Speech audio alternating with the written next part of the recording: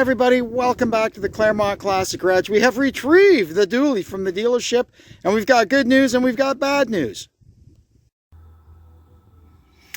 I've been up to the dealership and got my appointment made to have the airbag inflator on the passenger side replaced. That's the Takata recall that everybody keeps hearing about. Unfortunately, I think it's a pretty invasive job. So what we're going to do now, after the airbag is done, we plan on replacing this dash panel anyway. So what we're going to do now is we're going to take apart a whole bunch of stuff in here, because the guy at the dealership, he's going to have to take apart all this and all my extra switches and stuff, and he's not going to be too impressed with that. Those guys work hard for what little money they make, and having to do extra stuff, that just pisses them off. Especially like owner created stuff like this, where they don't have a manual, a book, how to put it back together. It's a pain in the ass for them. I've been there. I've dealt with it. So we're going to take all this stuff out of here so that when it goes into the dealership, it's nice and easy for them to do their work. Because see, what you see here is the airbag is up in behind here. And there's one big piece of plastic that goes from here over to the steering column that has to come out in order to get at it. It's not exactly what you'd want to call the greatest design in the world. So like I said, we're going to do what we can to help out. And there we are. I've gotten to the part where I've got the airbag pulled out of the dash, just to make sure I've gotten everything apart that I need to get apart to get it to this point. Now we could stick it back in, just stick the screws in finger tight, and they can do their job. I've got the elements of the center stack just kind of held back in here with tie wraps, because last time I left all this stuff unplugged, and I ended up with all kinds of weird electrical issues. So we don't want that happening again. Plus, you need to be able to work all this stuff, right? When I still have to drive the thing to the dealership and back. And the guy they're going to be doing an alignment, they need to be able to operate the truck too. So that's it for now. I'm going to stick this baby back in, and we'll see you when we get back from the dealership. Good news as well. We got our passenger side airbag inflator, not deflator. We got our passenger side airbag inflator replaced as per the recall. That's done. There was a recall for the steering linkage that didn't really apply to this truck because of the 4th gen upgrade that we did to it, but it still had to be cleared. So they did that. I also wanted them to do an alignment on the front end, but they said they could not do that because, in their words, the truck was too big to fit on their alignment rack. This is a dealership in the country that 80% of their business is selling trucks. And I don't know, they've never sold a dually before. Stuff like that just baffles me. Anyway, whatever. We're going to have to come up with a plan B for that, but I'm not worried about that really right now. Right now, what we're going to do is get the dash out, get this plastic thing changed, and get her back together. First thing we got to do is get the seats all the way back and unhook the battery. And we're working outside old school, because the old Oliver 550 is there taking up my truck bay in the garage. It's dead, waiting for parts. What are you going to do? That's the way she rolls. So we'll start by popping the negative terminal off both of these batteries, and then we can get to work. And we'll be using our world famous Claremont Classic Garage Scrapyard Toolkit for doing this job. This should be pretty much everything we need in here. I've taken these dashes out in the junkyard before, and all I used was this. First out is going to be the floor mats and the kick panels.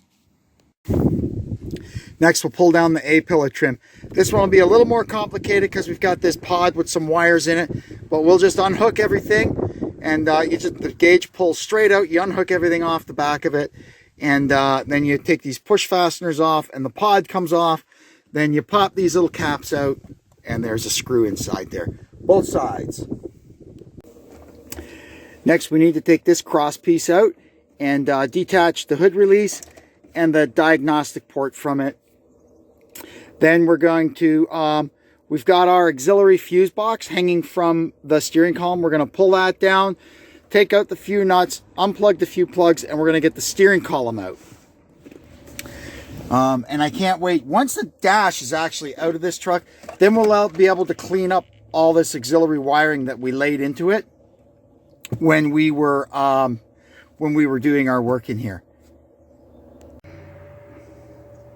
Once the column's out of the way, now we can just start working on this stuff. You don't have to take all this stuff out, but I got to take it out anyway to replace this, so I might as well take it out now. It just makes the dash assembly less cumbersome and easier to handle when we do pull it out. So we're going to, I just pulled this off. It's just held on with clips. Now I got to take out, there's 2 screws up there. There might be a couple down, yeah, there's a couple down there. And we'll be able to pull the cluster out. We'll get all this center stack business out. And then there shouldn't be too much left in here. Next, we're going to pull the passenger side airbag. There's just 4 screws up in behind it there and 1 electrical plug. All right, now we can start unplugging wires. There will be wires that go from the dash structure to the truck. And everywhere there's one of those, there will be a plug. So we have to unplug everything that we see down here. And there'll be even more over there. And once we've got everything unplugged, or once we think we've got everything unplugged, we can unscrew the dash structure and slowly start pulling it out. And there'll probably be a few scraggly wire connectors in there that we have to deal with, but it should come right out. Now up in here, I believe these are the only 2. These attach the pedal structure. You can see there the dash bar is sitting on top of the pedal structure. These studs can stay in. They are attached to this casting, which is the pedal structure. So I believe it's just these 2 screws that have to come out, and we should be all set.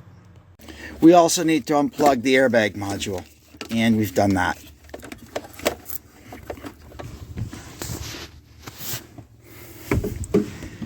Now we'll start getting all these screws out across the front of it here. And then there's, I think there's 2 here and possibly 1 more down there. And this thing should come right out. Okay, so we got it loose down here. And it's loose at this end. I'm working on getting this end loose over here. I don't know if I'm missing a bolt somewhere or something. I don't think I am. You can see here this, I've got it pulled away from the post, right? There we go. That looks pretty promising. I think it kind of hangs into the body on that side. We'll find out. There was this little hanger strap that goes from the structure down to the bottom of the heater box here that was holding it. Now you can see this end is free. So we should be able now to jiggle this thing out of here. I'll see you in a minute if I've been successful. There we go. Now we just kind of lay it forward, and then you can see down in there and see if there's anything still attached like that. That's just a little air hose. We don't worry about that. But there seems to be quite a bit of stuff on the other side. So we'll go over there and see what we can see.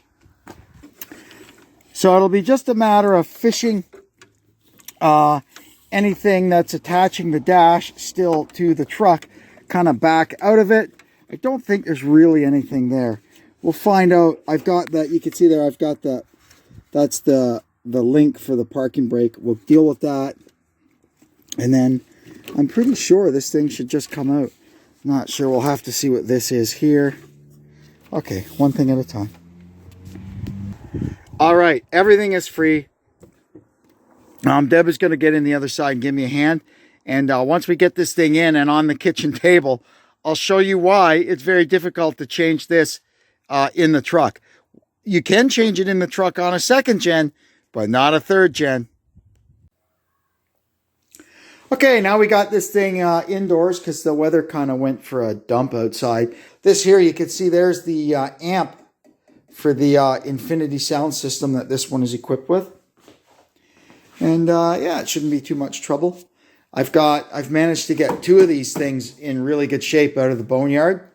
So that's good. We'll go and grab one and get it swapped on. We're going to start on the top here. We're going to get the 3 speakers out, and there's a few screws. Then we'll flip it over and start working on the back side of it. So there's a bunch of screws all around it. We're going to start getting them all out. This part here, the bucket, the black part you'll see is kind of stays behind. We're just changing, you can see here, we're just changing this part, so this part stays behind. We're getting there. There's still a few screws somewhere holding this thing on. We'll find them. Now you'll see here, which makes this thing fun. The defroster vents are screwed to the back side of the dash cap. So it's very, very difficult to get those. It's very, very difficult to get those with this thing still in the truck. Like, how would you get that? It's easy in the junkyard to get them out because you could just reach down in there with a saw and nip that off, right? You don't have to worry about getting the screw out. But when you're working on your truck, that's a whole different thing. But that's all right. We'll find all these screws and get them, and then I think it should come apart. See, there's two more hiding there. You got to keep just going nice and easy, and you'll find them all. And there it is. You can see it's completely busted right there. So I'm going to go get my new one now. I just got to make sure it's got all the captive nuts for the infinity speakers. If not, we can grab them from this one. Hi, Cooper. Say hi, Cooper. Say hi. Where's Nugget? I don't know. We got our new dash cap all cleaned up, ready to install. I notice it does have the captive nuts in it for the speakers. That's good.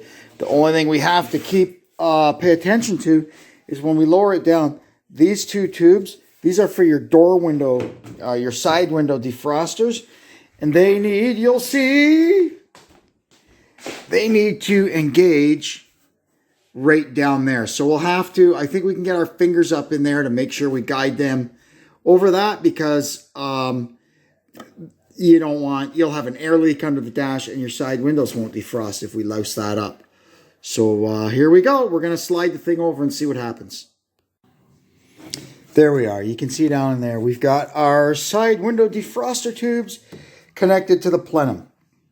So now we can flip it back over and get the final alignment done on it and start putting all those millions of tiny little screws back in. Well, that's all back together on the top side. I've got the speakers all back in and plugged in. Now I just have to flip it over and get the defroster ducts screwed back to the back of the dash cap. All right, there she is, all back together. It's kind of dark out now, so we'll go put it back in tomorrow, and we can start building it all back up. Now, this is the time, if you wanted to get in here and fix all your blend doors, and guys will change the AC evaporator and heater core while they're in here. But everything in this truck works perfectly, so it's already either been done, or I've just gotten fortunate and it's all working well. So anyway, I'm not going to worry about that too much. And quite frankly, the dash comes out of it easily enough that if something blew up tomorrow, we'll just take the dash back out. It's not that big a deal.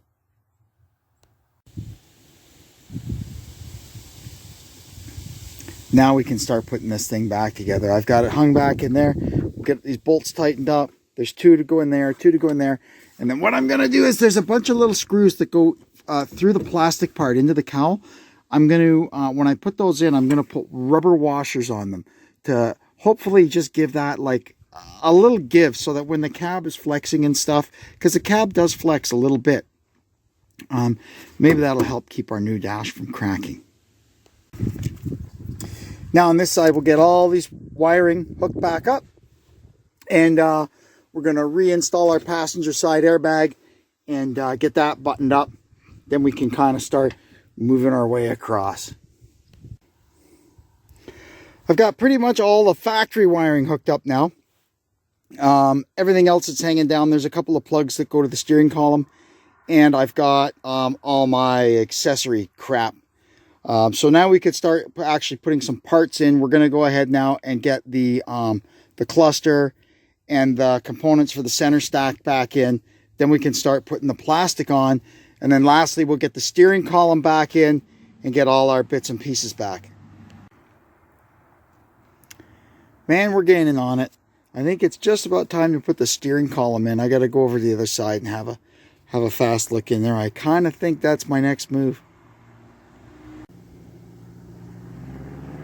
There's our steering column back in. Now we can get the little vanity covers that go on it, and we can move on to the wiring underneath here. Got all my A-pillar stuff put back in. Got our pyro gauge back in. Then I went across here on all these screws. Like I said, I put a rubber washer on it, and I tightened them down and then backed them off a quarter of a turn. So hopefully that'll let this thing just have a little space to live, you know. So all we got to do now is pop the finish panel on, and that's the top side done. Well, we're mostly there. Now is the moment of truth. Before I finish buttoning everything up, I got to hook the battery up and make sure nothing goes on fire. All right, I got the battery hooked up. I left the terminals loose though, just in case. So everything seems to be okay. Our dome lights are on. Dash lights are on. Let's flick the ignition on.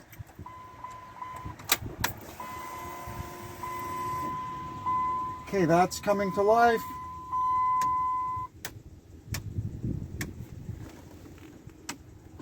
Yeah, that all lights up. Okay, I think we're in good shape. I'm going to carry on now and put the rest of it back together, and I'll see you in a little bit.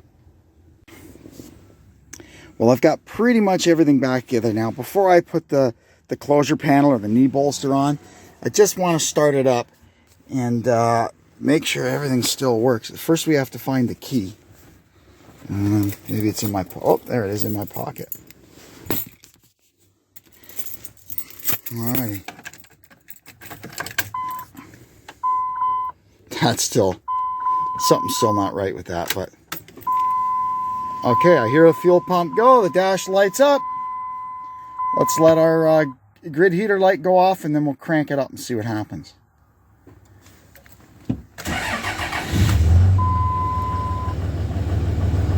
Alrighty. No idiot lights on. That's good.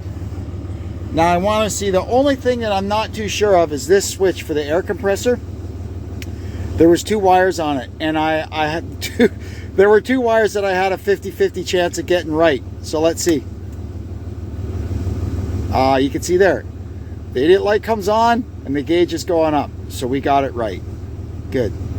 We'll just let that build up, and we'll let that build up and shut off. Man, that thing pumps a lot of air. Holy moly. It should go up to 120 and stop.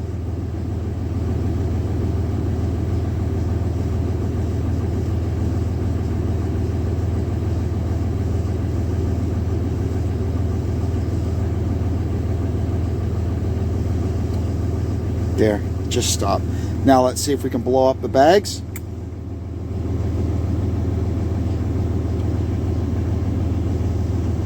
Yeah, good. And then the compressor starts back up.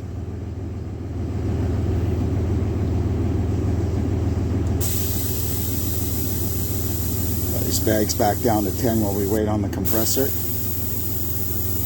There we go. Good. So that's all working. Let's put our rear facing lights on. Those ones work. Those ones work.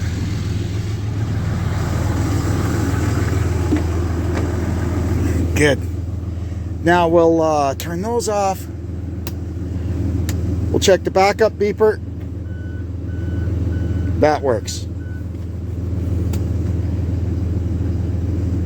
Okay, I think we're gonna go. Oh, now she's going into high idle because it's cool outside, and I just started it up and I'm letting it idle, so it automatically speeds the idle up to try and warm it up. Good. Okay, we can shut her down and put everything else back together. There we are. She's all back together. It's so nice to have a crack-free dash. Oh, I'm liking that. Wow, it looks so nice. that's going to wrap it up for this one. I'm so happy to have that job done. In the next video, we're going to do a few. There's still just a few tiny little things we got to finish up on this. But, hey man, we're just about there. Now, the next video may have started shooting before this video, so there might be a little time shifting involved. But hey, that's how it goes. Anyway, I'd like to thank you for tuning in to our channel. Hope you'll come back and see us again. And until then, I'm Kevin, saying so long from the Claremont Classic Garage.